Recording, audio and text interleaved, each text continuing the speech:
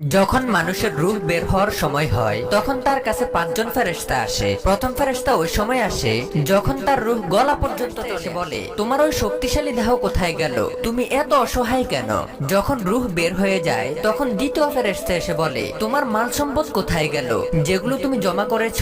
আর যখন তার জানাজা উঠানো হয় তখন তৃতীয় ফেরেশতা এসে বলে, সফরের জন্য বের হয়েছ, যার চেয়ে বড় সফরে তুমি কোনোদিনও বের হওনি। আজকে তুমি এমন একটি ছোট ঘরে প্রবেশ করবে যেখানে বসবাস করারও সুযোগ নেই। আর যখন কবরে রাখা হয় তখন চতুর্থ ফেরেশতা এসে বলে, কাল পর্যন্ত তুমি জমিনের উপর হাঁটাচলা করতে, আজকে তুমি জমিনের ভিতরে শুয়ে আছো। কাল পর্যন্ত তো হাসি তামাশা করেছো, কাল পর্যন্ত তো সবাই তোমার সাথে ছিল, আর আজকে তুমি একা একা পড়ে আছো। আর যখন কবরে মাটি দেওয়া হয় এবং সবাই চলে যায় তখন 5 নাম্বার ফেরেশতা এসে বলে, তোমার সকল আত্মীয় স্বজন তোমাকে ছেড়ে চলে গিয়েছে, যদি তারা এক কোনো ফায়দা হতো না, আজকে হয়তো তোমাকে জান্নাতের সুসংবাদ দেওয়া হবে, না হয় জাহান্নামের কঠিন শাস্তি। আল্লাহ পাক আমাদেরকে ঈমানের সাথে মৃত্যুদান করুন। কমেন্টে একবার হলো আমিন লিখি।